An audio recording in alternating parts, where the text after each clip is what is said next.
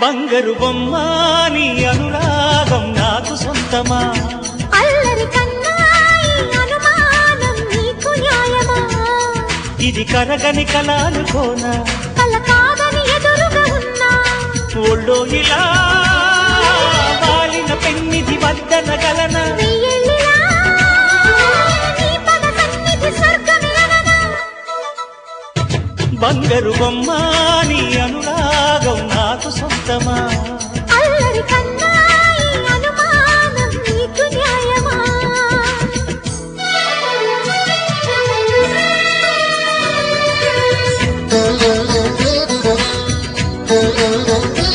Thank you.